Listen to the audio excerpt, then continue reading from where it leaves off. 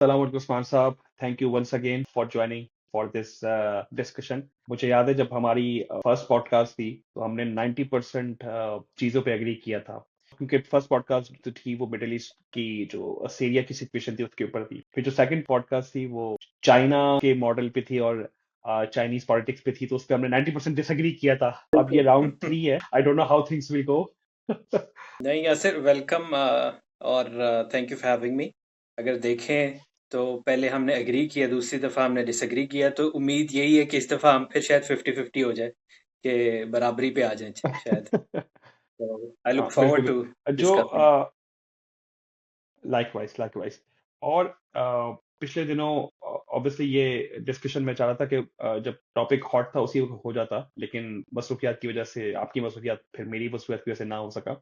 I am glad कि we are having this conversation. जब पाकिस्तान और सऊदी अरब की जो पीस डील हुई है, सो सबसे पहले तो जो पीस डील के अपने कंटेंट हैं, अगर हम जरा इसको थोड़ा थोड़ा सा एक्सप्लोर कर लें।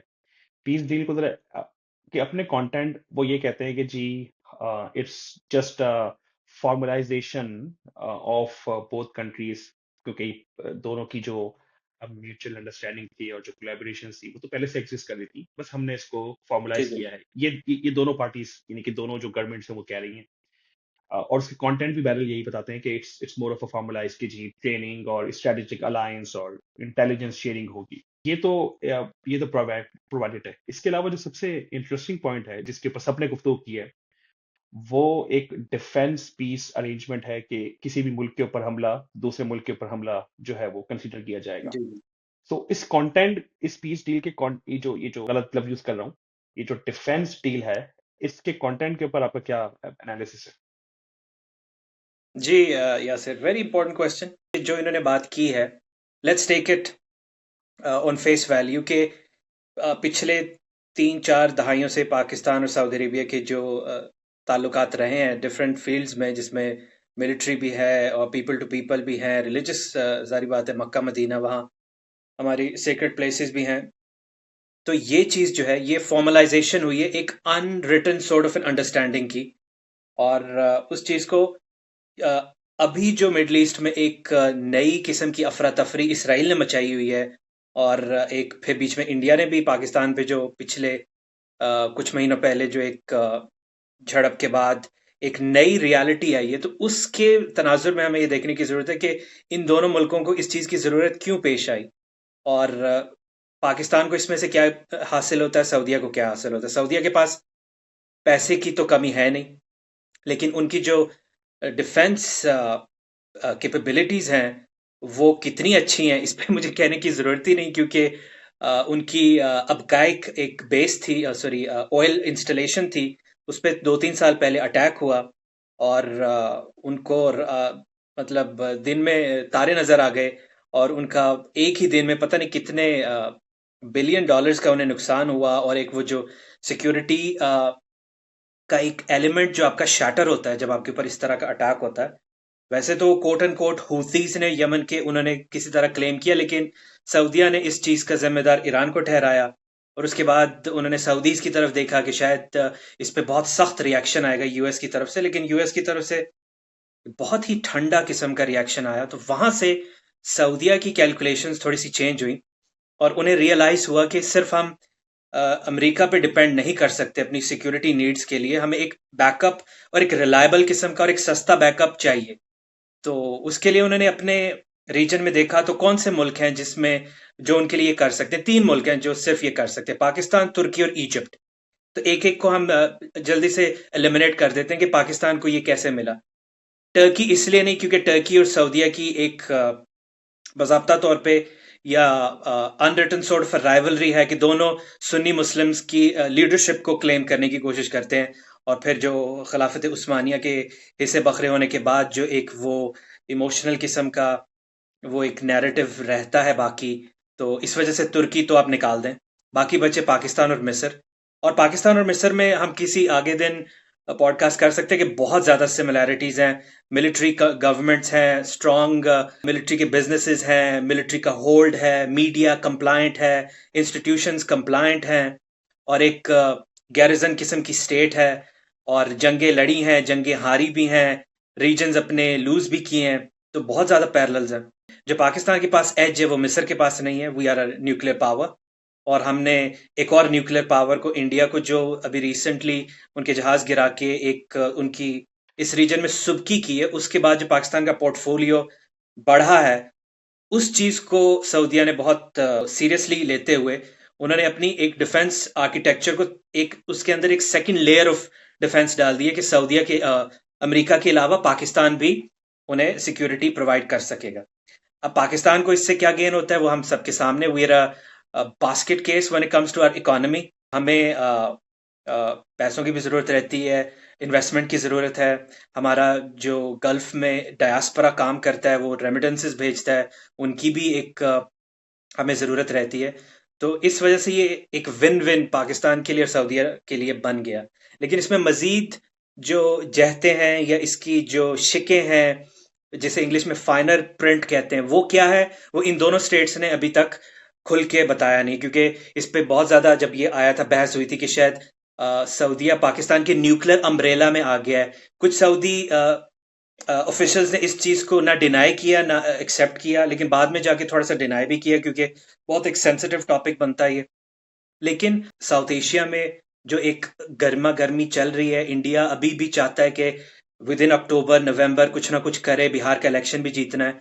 तो जब अल्लाह ना करे ऐसा हो, लेकिन the writing is on the wall, अगर खुदा ना खास्ता कुछ होता है, तब ये पैक्ट जो है ये हमें मजीद एक्सप्लोर करने का मौका तब मिलेगा मेरे ख्याल में। अच्छा, इसमें अ लॉट टू अनपैक। सबसे पहली बात ये है कि आपने फरमाया कि सऊदीया ने डाइवर्सिफाई किया है अपना डिफेंस पोर्टफोलियो। मैं तो रिस्क मैनेजमेंट की जबान बोलूंगा। जी तो जी उसकी उसकी जो कन्वेंशनल डिफेंस स्ट्रेटजी है जो बिल्कुल अलाइन है यूएस के साथ, अ, वो मेरे ख्याल से बिल्कुल अनहार्म्ड है या अनटच्ड है, वो बिल्कुल वैसी जी जी। रहेगी। उसे आप बस साइड पर रख दें, हाँ। सो क्या क्या इसको, अगर इसको प्योरली डाइवर्सिफिकेशन के तौर पे देखेंगे, या फिर जो इसराइल ने कतर के ऊपर अपने बैलिस्टिक मिसाइल्स छोड़े थे, ये उससे कोई लिंक बनेगा? तो एक सवाल इसमें ये बनता है। और दूसरा ये है कि डाइवर्सिफिकेशन के होने से पाकिस्तान और अमेरिका के ताल्लुकात फिर कैसे होंगे? क्या it will be more like more amicable, जो कि अभी भी मोर एमिकेबल ही है हमेशा से। एमिकेबल से मुराद ये है कि अमेरिका जो कहता है हम वो करते हैं, या फिर it will be more like के पाकिस्तान को शायद पिछले 30-40 सालों की फॉरेन पॉलिसी से अकल आ गई है, वो फिर उसको एक क्योंकि पाकिस्तान को अनफॉर्चुनेटली 3 मुल्कों को एक साथ खुश रखना होता है, अमेरिका, चाइना और सऊदीया। इस सूरत हाल में यानी कि क्या आउटकम निकल सकते हैं? दैट्स अनदर पर्टिनेंट क्वेश्चन, क्योंकि हमें इसे इसी बैकग्राउंड में देखना चाहिए कि जो कतर पे इसराइल ने हमला किया, तो कतर से पहले इसराइल ने हर दूसरे दिन लबनान पे हमला कर रहा है। गजा का तो तहस नहस कर दिया, शाम में हमले किए, ट्यूनिस के करीब ड्रोन एक अटैक किया। तो उससे किसी को कोई फर्क नहीं पड़ा। लेकिन आप देखें कि जैसे ही एक जीसीसी स्टेट के ऊपर हमला होता है, तो इन्हें रातों रात इनके रोंगटे खड़े हो जाते हैं, सारे मिडल ईस्ट के मुल्कों के, खासतौर पे खलीजी रियासतों के। तो हमारे जो ऑफिशियल्स हैं और जो सऊदी ऑफिशियल्स हैं, they have gone at great lengths to say कि ये सिर्फ कतर के ऊपर हमले के बाद नहीं हुआ, ये इस पे काम बहुत अरसे से चल रहा है। और हमें उस चीज को सीरियस भी लेना चाहिए, क्योंकि इस किस्म की डील कोई दिनों में या हफ्तों में होती नहीं। इसके लिए महीनों नहीं, सालों की मेहनत होती है। मेरे ख्याल से कम दहाई की मेहनत या उससे भी ज्यादा की मेहनत, और एक दोनों साइड का एक एक एक दूसरे के ऊपर ट्रस्ट का भी एक लेवल होना चाहिए, तब जाके ये डिफेंस डील इस किस्म की होती है। लेकिन कतर पे जो हमला हुआ, उससे हम ये जरूर कह सकते हैं कि इस चीज को एक्सपेडाइट जरूर किया उसने। हो सकता है कि ये अपना डिफेंस डील शायद कुछ महीनों बाद करते, लेकिन कतर के बाद, ये हमले के बाद, एक मैसेज भी देना जरूरी था सऊदीया की तरफ से यूएस को भी और अपने रीजन में भी, कि हमारे पास और ऑप्शंस हैं। और आपकी बात से मैं बिल्कुल सहमत हूँ। आज लगता है हम सहमत होने वाले हैं कि ये एक डाइवर्सिफिकेशन है, ये कोई सब्स्टिट्यूट नहीं है। क्योंकि वैसे भी अमेरिका और पाकिस्तान का सब्स्टिट्यूट तो पाकिस्तान हो ही नहीं सकता, क्योंकि जो यूएस टेक्नोलॉजी है, पेट्रियट मिसाइल्स हैं, एंटी एयरक्राफ्ट वेपनरी है, वो हम तो उस तरह प्रोवाइड कर ही नहीं सकते उन्हें। लेकिन जो मैन पावर है वो हम प्रोवाइड कर सकते हैं। और जो अमेरिकन लाइफ है वो इतनी प्रेशियस है कि वो अफोर्ड नहीं कर सकते कि वो बूट्स ऑन द ग्राउंड उस तरह से। और ये वो वाला दौर भी नहीं रहा कि जब गल्फ में इराक ने कुवैत पे चढ़ाई की और बुश सीनियर ने फोर्सेस भेज दी, गल्फ डेजर्ट स्टॉर्म और वो सारी वो हिस्ट्री अब बहुत पीछे रह गई है। Might as well it might as well be over 100 years ago। मतलब इतनी तेजी से पिछले 5-6 सालों में ये जियो पॉलिटिक्स और फॉरेन पॉलिसी पूरी दुनिया में इंटरनेशनल रिलेशंस ऐसे चेंज हुआ है।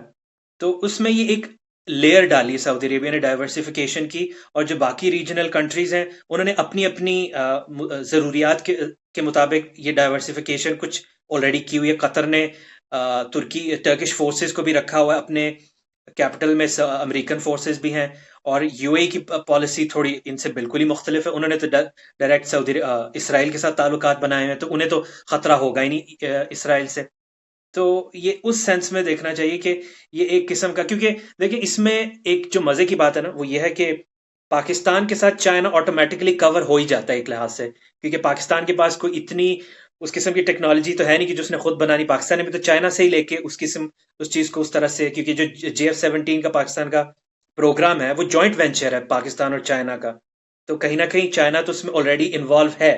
लेकिन चाइना को खुद अप्रोच करना सऊदीया के लिए बहुत रिस्की था, क्योंकि वो अमेरिकन एक अम्ब्रेला में आता है। तो पाकिस्तान इज अ कंट्री, जैसे आपने खुद बड़े अच्छे लफ्जों में बयान किया कि बड़ा हम we are threading the needle कि एक तरफ यूएस है एक तरफ चाइना है। तो उसी चीज को उस चीज का हमें फायदा भी हुआ हमारी फॉरेन पॉलिसी का, कि सऊदीया पाकिस्तान के ऊपर रिलाय भी कर सकता है और इससे ना चीन को मसला है ना सऊदीया और ना अमेरिका को मसला है। और इससे जो आपका दूसरा सवाल था उसके साथ ही कहीं ना कहीं अमेरिका को भी इस चीज से कोई ज्यादा मसला नहीं है, क्योंकि आप देखें जब से डोनाल्ड ट्रंप की हुकूमत आई है यूएस मिडल ईस्ट से रिट्रीट हो रहा है और पूरी दुनिया से, बिकॉज अमेरिका फर्स्ट उनकी पॉलिसी है, MAGA, मागा जिसे कहते हैं, मेक अमेरिका ग्रेट अगेन। उसे हमें देखना चाहिए मेक इसराइल ग्रेट अगेन, क्योंकि इसराइल अमेरिका की पॉलिसी में वैसे का वैसा ही है जैसे पहले था। लेकिन बाकी मुल्कों में अगर आप नोट करें तो वो अपनी फोर्सेस भी कुछ कम कर रहे हैं और कुछ अपनी जो फोर्स पॉस्चरिंग है वो भी कम कर रहे हैं। तो उसमें भी पाकिस्तान बड़ा इजीली फिट होता है कि यूएस यहाँ से रिट्रीट करे। और मिडल ईस्ट में जब से इसराइल ने ईरान और हिजबुल्लाह को बहुत ज्यादा वीक किया है, तो एक पावर क्राइसिस भी है कहीं ना कहीं, जिसे पाकिस्तान ने बड़ा शार्पली और श्रूडली एक्सप्लॉइट करते हुए अपने लिए मिडल ईस्ट में एक रोल कार्व आउट किया है, जिसपे ना ईरान को मसला है, मजे की बात, ना सऊदिया को मसला है और ना ही तुर्की को मसला है। तो उसमें पाकिस्तान ने एक अपने आप को प्रेजेंट किया है जिसपे सऊदिया को तो मसला होना ही नहीं, लेकिन अमेरिका को भी मसला नहीं है इसमें। लेकिन अमेरिका की ना दोस्ती अच्छी ना दुश्मनी अच्छी। तो आइंदा इस पे क्या होगा ये तो वक्त बताएगा। लेकिन अभी तक पाकिस्तान की foreign policy has been doing wonders for the foreign policy makers. इसमें एक एक इंटरेस्टिंग डाइग्रेशन लूंगा मैं। अमेरिका के हवाले से जी बात आपकी सही है कि उन जो उनकी नई मूवमेंट है ट्रम्प की, उन्होंने यूक्रेन वॉर से भी अपना आपको पुल आउट करने की कोशिश की है। नेटो की फंडिंग के ऊपर भी क्वेश्चंस क्रिएट किए हैं। जो बिल्कुल। उसकी एक्सपेंशनिज्म है कि हर हर मुल्क में उनकी मिलिट्री बेसिस हो, उसके ऊपर भी जो ताइवान और चाइना का कॉन्फ्लिक्ट है उसके ऊपर भी न्यूट्रल लेने की कोशिश कर रहा है।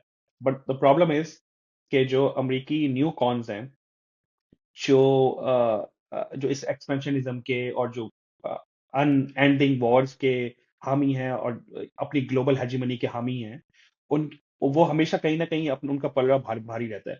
अभी ये वक्ती तौर पे तो जी मेरा असेसमेंट यह है कि अभी वक्ती तौर पे तो हमें लग रहा है शायद, लेकिन आगे 3-4 सालों में क्या होता है, क्योंकि रिगार्डलेस के डेमोक्रेट्स हों या रिपब्लिकन्स आए, जो नियो कॉन्स क्योंकि इतना एम्बेडेड है, we can park this debate for some other time.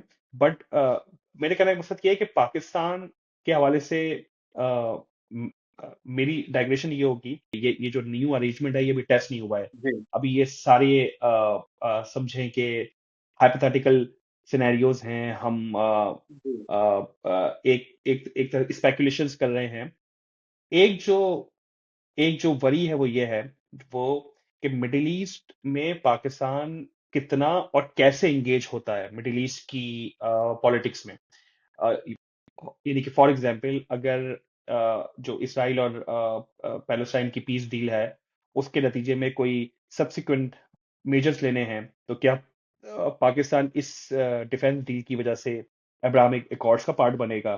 क्या इस पाकिस्तान वो जो सिक्योरिटी प्रोवाइड करनी है इसराइल को कि जी उनके ऊपर दोबारा हमला ना हो, और ये जो जीसीसी कंट्रीज हैं या जो अब्राहमिक एकॉर्ड्स में कंट्रीज हैं उन्होंने भी ये सिक्योरिटी देनी है, तो क्या पाकिस्तान उसमें शामिल होगा? अगर उसमें शामिल होगा तो विच मीन्स के देखें, सऊदीया, कतर और बाकी ममालिक का के पास ये एडवांटेज है कि वहां पर एब्सोल्यूट मोनार्की है। सो वहां पर कोई भी किसी किस्म की रेजिस्टेंस उठती है तो वो उनको उसको मिटाना, उसको खत्म करना बहुत आसान है उनके पास।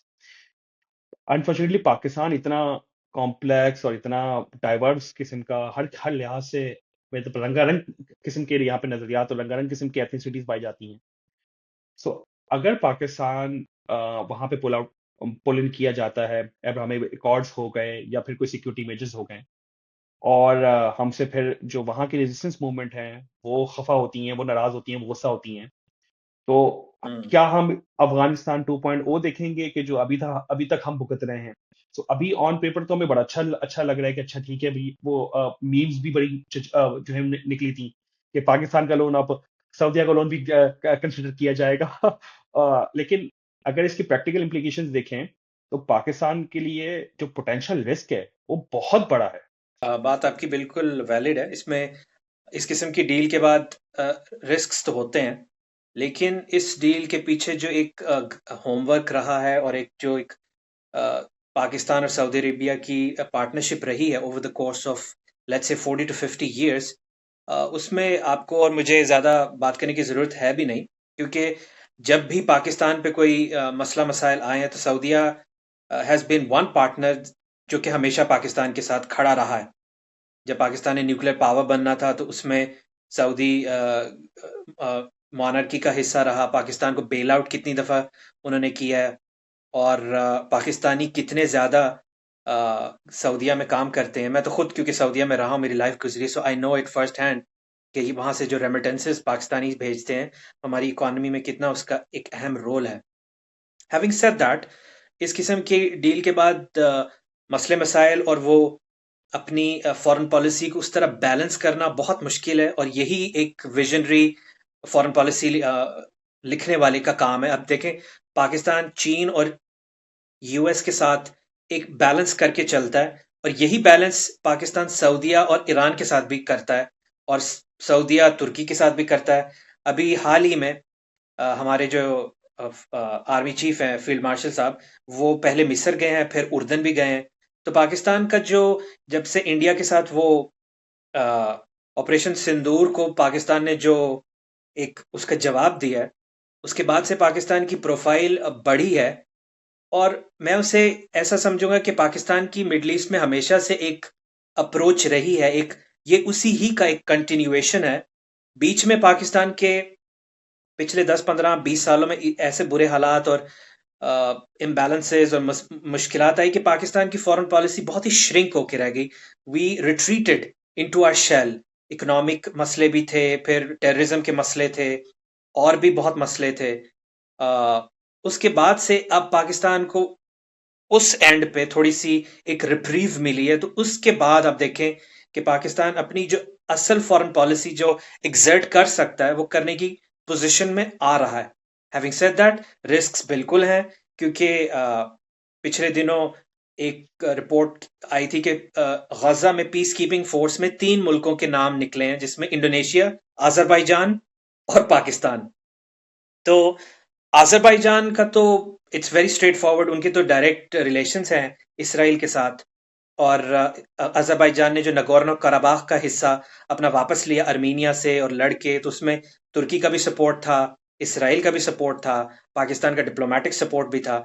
तो इसराइल को मसला नहीं है अजरबैजान से। इंडोनेशिया इतना दूर का मुल्क है साउथ ईस्ट एशिया का, even though pro Palestine rhetoric और जो इमोशंस हैं इंडोनेशियंस के वो बहुत ज्यादा हैं। और जकार्ता में और उनके जो बड़े शहरों में मैसिव प्रोटेस्ट्स हुए हैं फलस्तीन के लिए। लेकिन उनकी जो फॉरेन पॉलिसी है वो बहुत ही डिफरेंट किस्म की है। तो इसराइल को इंडोनेशिया से भी कोई खास मसला नहीं। उसके बाद जो दो मुल्क आते हैं उसमें एक तुर्की है और एक पाकिस्तान है। तुर्की पे तो खुल के इसराइल के फॉरेन मिनिस्टर ने कहा है कि Turkish troops are not acceptable. लेकिन पाकिस्तानी ट्रूप्स अगर वहां जाते हैं वो किस फ्रेमवर्क के तहत जाएंगे? यहाँ कह रहे हैं कि वो पीस कीपिंग फोर्स के तौर पे जाएंगे। लेकिन हमारे एक पॉलिसी मेकर ने एयरवाई न्यूज पे एक बात करते हुए कोई बात ऐसी कही कि जिसके बाद बहुत ज्यादा उनकी क्लिप वायरल हुई कि we are going to demilitarise that political movement in Gaza. तो उसके बाद उस चीज को बहुत ज्यादा कवर और हाइप मिल रही है कि भाई पाकिस्तान जो है इसमें एक नेगेटिव रोल प्ले करने जा रहा है, या कहीं इसराइल को कहीं अब्राहम अकॉर्ड का तो हिस्सा नहीं हम बनने जा रहे। तो इस पे मेरी जो जाती राय है वो ये है कि आपकी बात से बिल्कुल मैं अगेंस्ट सहमत हूं कि सऊदीया के पास, यूएई ने तो ऑलरेडी इसराइल को तस्लीम भी किया, उनके साथ ताल्लुकात हैं, बहरीन के ताल्लुकात हैं, मिस्र और उर्दन के भी ताल्लुकात हैं। उनकी वजह और थी, वो हिस्टोरिकल एक लंबी कहानी है। लेकिन वहाँ मसला है नहीं, फ्रीडम ऑफ स्पीच है नहीं उस तरह से, आप प्रोटेस्ट कर नहीं सकते। तो वो चीज़ कवर हो जाती है। अगर उनके बादशाहों ने या उनकी मोनार्की ने कोई फैसला कर लिया तो वो ही होगा। लेकिन पाकिस्तान में ऐसा नहीं है। यहाँ अगर हुकूमत कोई फैसला करती है, अगर उसे यहाँ ऑन द ग्राउंड एक्सेप्टेंस नहीं है, तो उसके बारे में जितनी रेजिस्टेंस होगी वो हमें पता है कि कितनी रेजिस्टेंस होगी। यूएस एम्बेसी की तरफ लोग भागेंगे और वो चीजें करेंगे और फिर क्रैकडाउन्स होंगे। और बहुत ज्यादा यहाँ एक लावा फटने की मतलब एक बिल्कुल वो एनालॉजी हो सकती है। तो इसलिए यहाँ मुझे लगता है कि इस किस्म का रिस्क लेना, आप अपनी सारी फॉरेन पॉलिसी के गेन्स को अंडू कर देंगे अगर आप इस किस्म का कोई रिस्क लेंगे। और मुझे नहीं लगता कि वो इतना रिस्क लेंगे। क्यों? क्योंकि मेरी जाती राय में ये रिस्क मुशर्रफ ने नहीं लिया, जबकि उनके पास एब्सोल्यूट पावर थी। इनलाइटेंड मॉडरेशन का उनका रेटरिक भी था, वो चल रहा था, यूएस की बैकिंग थी, कोalition सपोर्ट फंड से धड़ाधड़ नोट भी आ रहे थे, ठीक है, और यूएस को आपकी जरूरत भी थी अफगानिस्तान में। तो आपने तब क्यों नहीं किया इसराइल को तस्लीम, और इसराइल के साथ ताल्लुकात तब आपने क्यों नहीं की? अब गजा में 60,000 से ज्यादा फलस्तीनियों के कत्लेआम के बाद अगर कोई मुल्क ऐसा करता है, जो अपने आप को इस्लाम का एक किला भी कहता है और इस्लाम के लिए बहुत ज्यादा एक दर्द भी रखता है, तो ये चीज हजम नहीं होगी यहाँ के, ना यहाँ की जो पॉलिटिकल पार्टीज हैं जैसे कि जमात इस्लामी, जमीयत उलमा इस्लाम है, और जो दूसरी कुछ इस किस्म की पार्टीज हैं, तो ना उन्हें हजम होगा, ना या आम लोगों को हजम होगा। और मौलाना फजलुर रहमान ने कोट एंड कोट बड़ा डायरेक्टली कहा है कि आप ऐसा ना करें, नहीं तो इसके रेमिफिकेशंस आपको भुगतने पड़ेंगे। तो यहाँ के पॉलिसी मेकर्स को ये बात बिल्कुल पता है। और मुझे नहीं लगता वो इस किस्म का रिस्क लेंगे। हाँ, मतलब लेकिन इसमें इसमें उन्हें खुद, जी आखिरी बात मैं करता चलूं, कहीं ना कहीं वो एक कैरेट डैंगल जरूर कर रहे हैं अमेरिका के आगे, क्योंकि ट्रंप को अगर आप कह दें कि भाई आगे जाके देख लेंगे हम, तो वो इस पे ही कहीं ना कहीं खुश भी हो जाता है। और उससे आपको थोड़ी सी एक लेवरेज और एक थोड़ा सा मनूवरेबिलिटी मिल जाती है कि भाई आप इस चीज को तो जरा साइड पे रखें, आइंदा आगे शायद देख लेंगे हम। लेकिन आइंदा आता है नहीं आता, दो रियासती हल, टू स्टेट सोल्यूशन ना इसराइल होने देगा।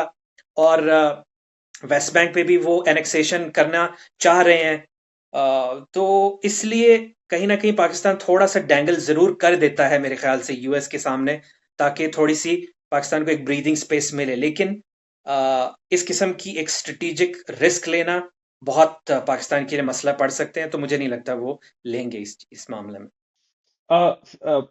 Fair enough. इसमें जो स्केप्टिसिज्म है ना, देखें, इट्स प्योर नेचुरल, और वो इस वजह से है कि सबसे पहली बात तो ये है कि पाकिस्तान और सऊदीया के ताल्लुक कोई एक इक्वल बेसिस के ऊपर तो है नहीं। ये बैलेंस ऑफ कन्वीनियंस का यहाँ पे प्रिंसिपल लगेगा कि भाई सऊदीया के पास पावर भी है, ताकत भी है, पैसा भी है, रिसोर्सेज भी हैं।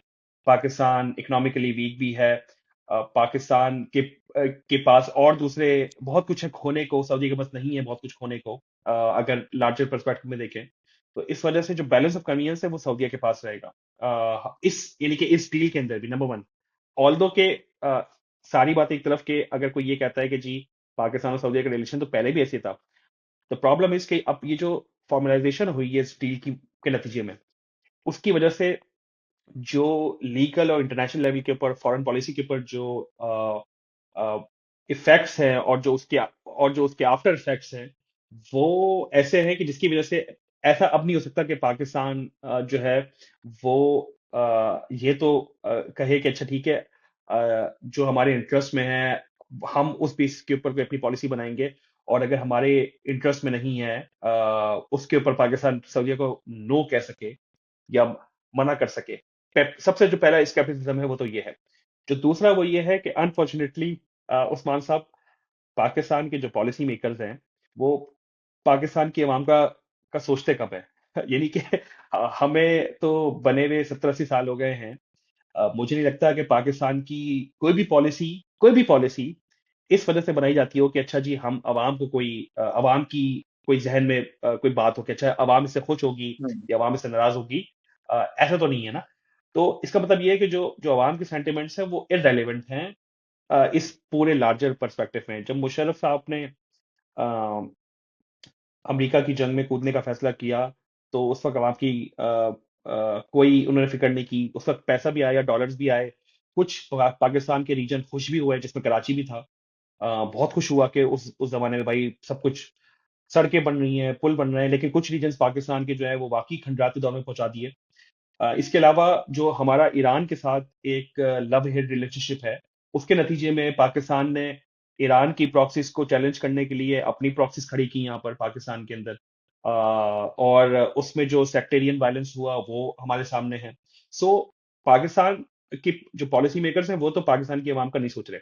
जो जो स्केप्टिसिज्म जो यहाँ पे बनता है वो ये बनता है कि अगर ट्रैक रिकॉर्ड देखें और उस ट्रैक रिकॉर्ड के नतीजे में ये देखें कि जी सऊदीया अपना इंटरेस्ट सबसे पहले रखेगा।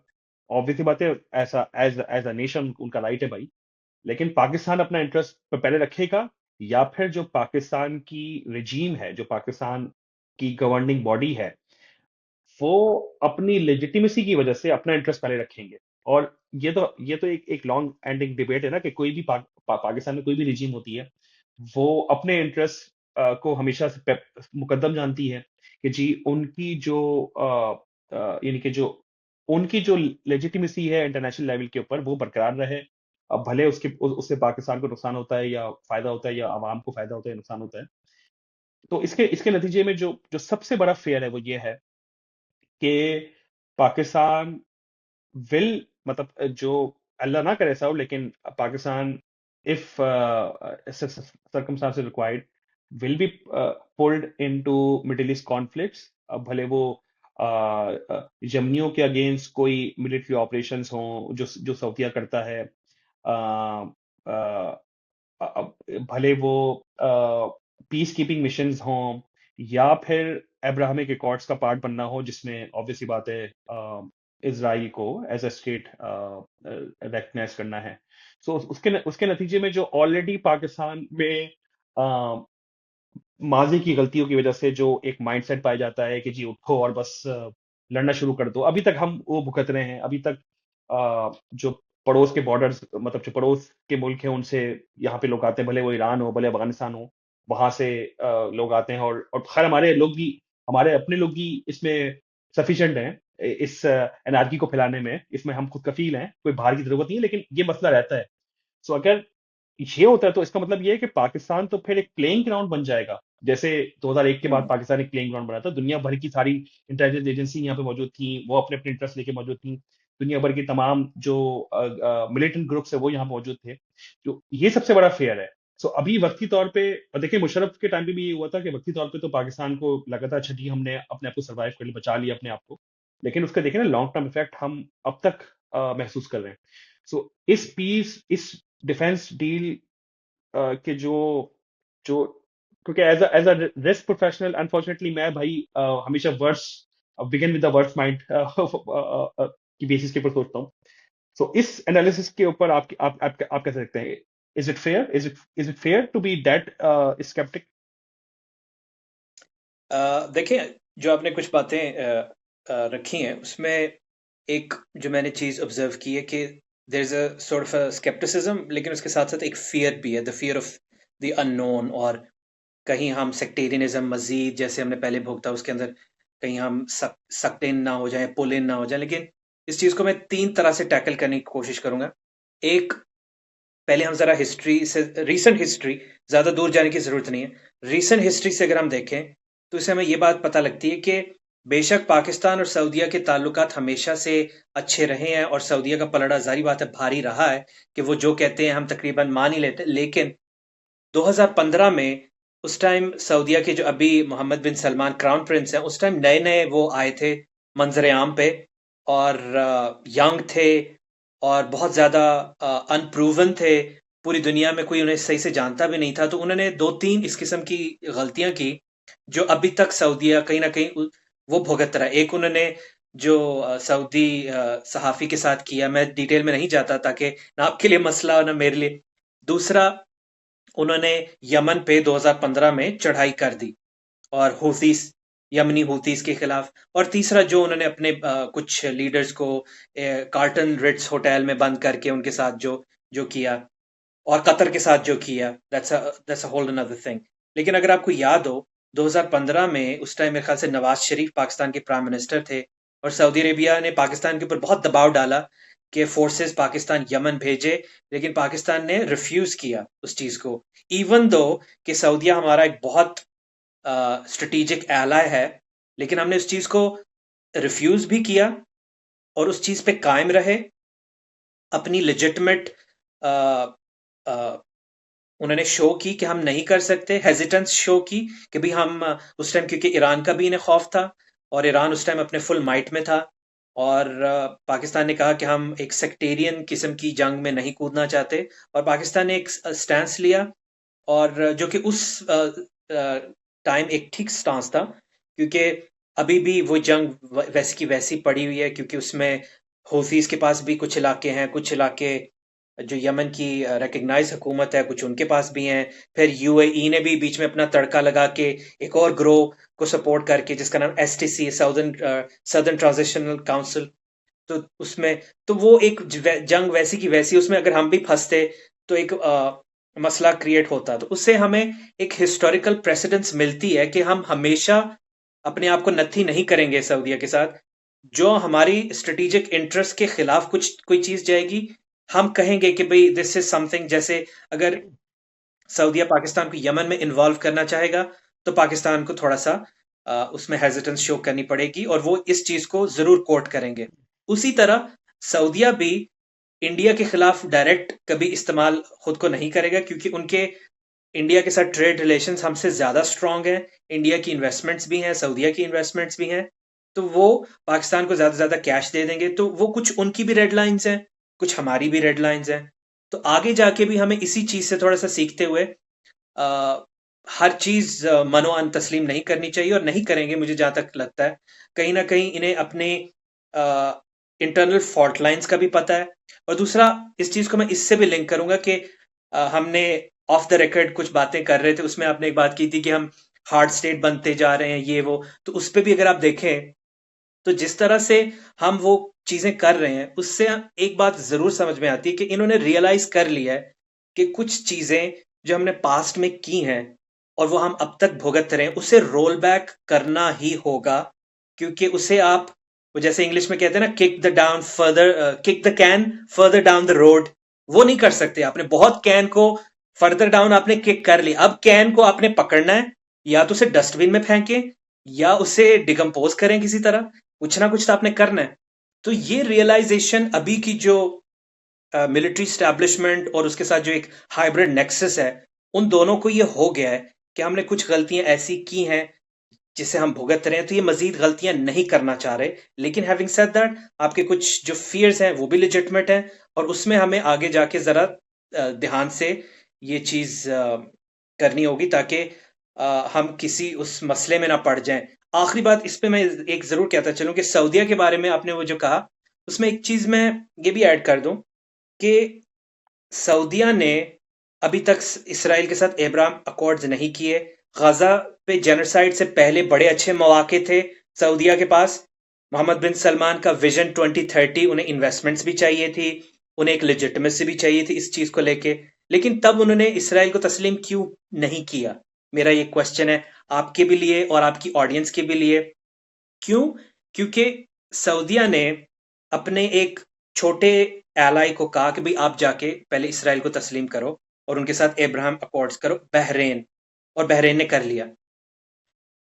वो सऊदिया का एक, जैसे आप कहते हैं ना, जैसे जब आप अब पाकिस्तान में विंटर आने वाला है, तो जब आप पानी गर्म करते हैं तो उंगली मार के जरा टेम्परेचर चेक करते हैं।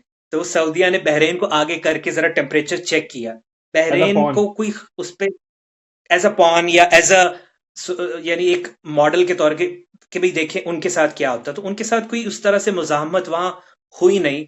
लेकिन वो बहरेन की चीज अपने ऊपर अप्लाई कर भी नहीं सकते, क्योंकि बहरेन इतना सा मुल्क है, लाहौर बहरेन बहरेन से बड़ा है।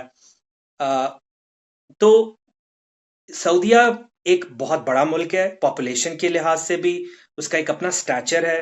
फिर खादम अल हरमैन अल शरीफैन आप खुद को कहते हैं, और खादम अल हरमैन अल शरीफैन अगर इसराइल के साथ पींगे करेंगे तो एक क्राइसिस आएगा पूरी दुनिया में, आपकी लेजिटिमेसी को क्वेश्चन करेंगे लोग।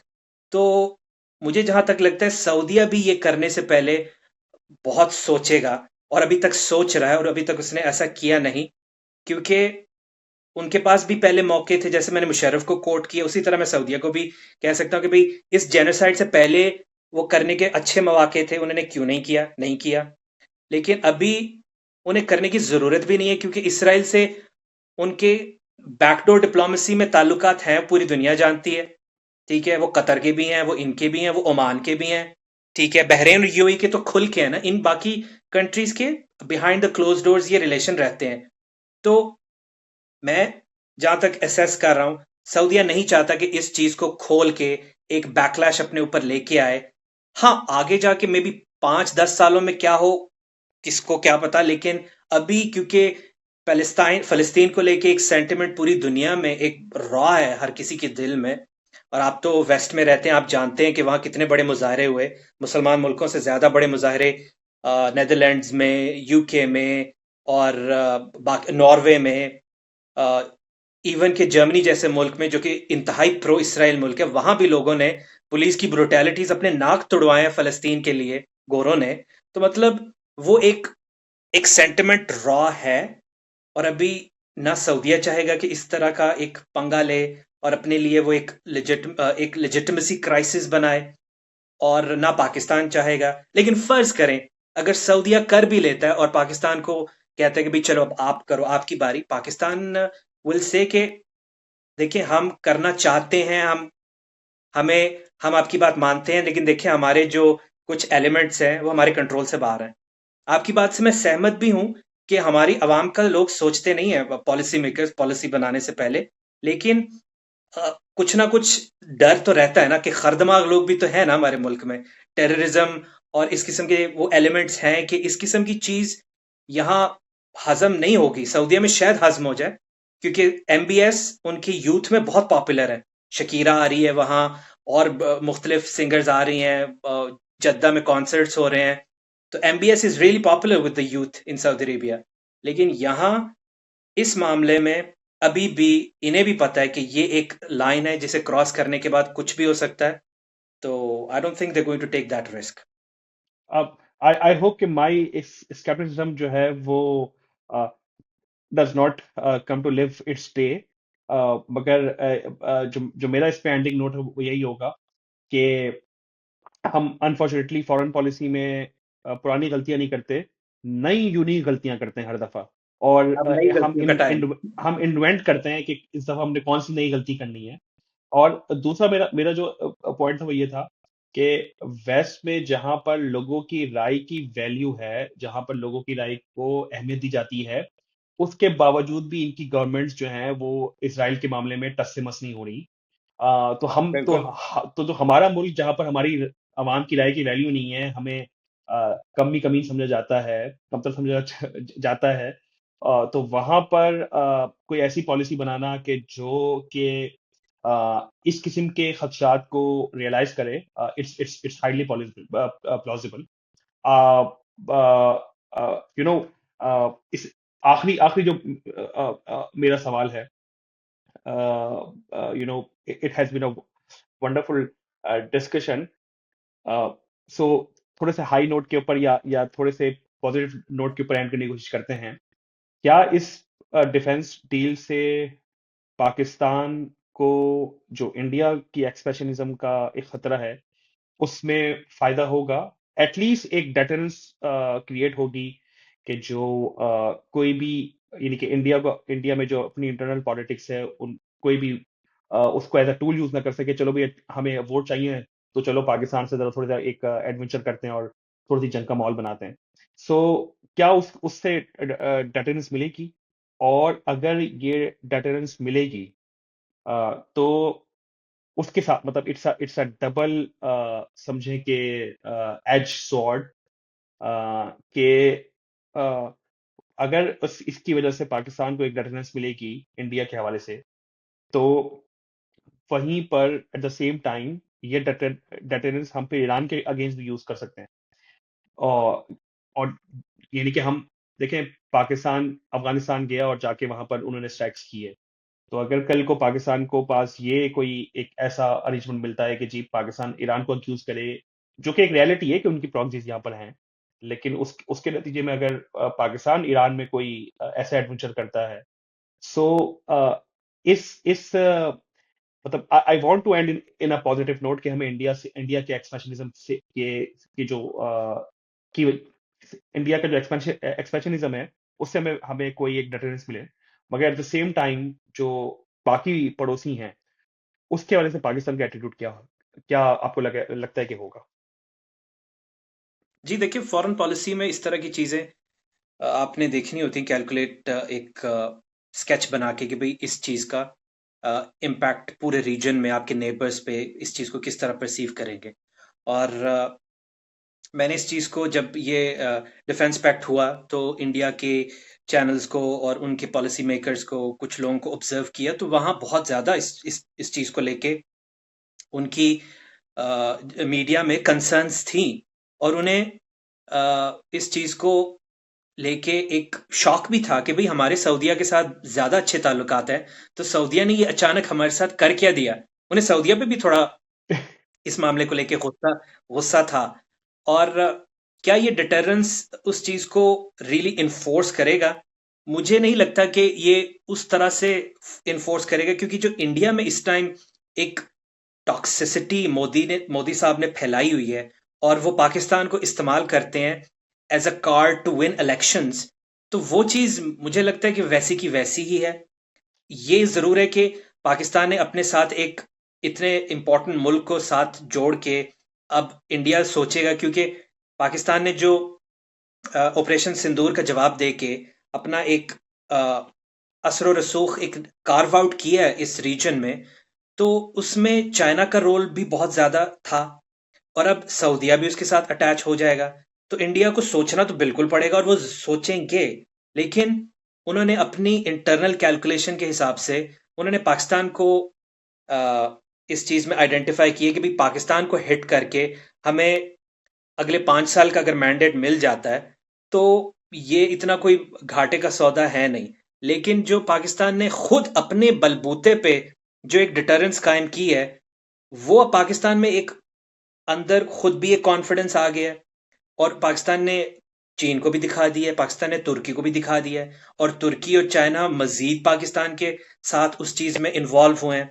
और वो पाकिस्तान के ज्यादा अहम एलाय हैं इस मामले में, क्योंकि सऊदिया के पास कोई मिलिट्री टेक्नोलॉजी तो उस तरह है नहीं, जैसे बायरक्तर ड्रोन्स तुर्की के पास हैं, या चाइना के ताउन से JF-17 थंडर, या जो हमने PL-15 मिसाइल से जो रफाइल्स गिराए। तो सऊदिया के पास तो जो चीज है वो हमें चाहिए कैश, और एक इकोनॉमिक फाइनेंशियल इंजेक्शन चाहिए। अभी हमारे शहबाज शरीफ साहब रिसेंटली सऊदिया थे, और वहाँ रियाज से उन्हें उन्हें बहुत अच्छा प्रोटोकॉल मिला। उन्होंने वहाँ तकरीरें की हैं कि भाई पाकिस्तान को सऊदिया सपोर्ट करेगा आर्टिफिशियल इंटेलिजेंस में, और फ्री ऑफ कॉस्ट कुछ चीजें पाकिस्तान को देगा, और ये वो। तो यही चीजें हमें चाहिए थी कि जहां हम लैक कर रहे थे, कि इस किस्म का थोड़ा एज हमें मिले, इकोनॉमिक एज मिले हमें, थोड़ा सा एक फाइनेंशियल स्टेबिलिटी मिले। और ताकि हम अपनी जो कुछ 5, 10, 15 साल की पॉलिसीज हैं उसके लिए हमारे पास फाइनेंशियल वो एक स्पेस मिले हमें, ताकि वो हम कर सकें। तो सऊदी पाकिस्तान में वो उस मामले में इन्वेस्ट करेगा। और वो ऐसा ऐसा नजर भी आ रहा है पाकिस्तान में, अरामको के पंप हर जगह आप आपको नजर आएंगे। तो सऊदी इन्वेस्टमेंट इज कमिंग, और ऐसा ऐसा उसमें शायद इजाफा हो।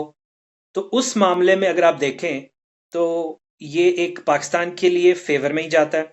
और पाकिस्तान की जो एक एज है इंडिया के खिलाफ, वो एक इस्टेब्लिश हो चुका है। और उसमें अब ये एक आप समझ लें कि एक ऑलरेडी इस्टेब्लिश एज के ऊपर एक मजीद लेयर का इजाफा हो गया है। तो उस चीज में कोई उस तरह से नुकसान नहीं है। आपने अपना एक लोहा खुद मनवाया है, बगैर सऊदीया के सपोर्ट के या तुर्की के या सिर्फ चाइना का सपोर्ट उसमें था, लेकिन आपने at the end of the day missiles खुद चलाए हैं, फैसले अपने खुद किए हैं।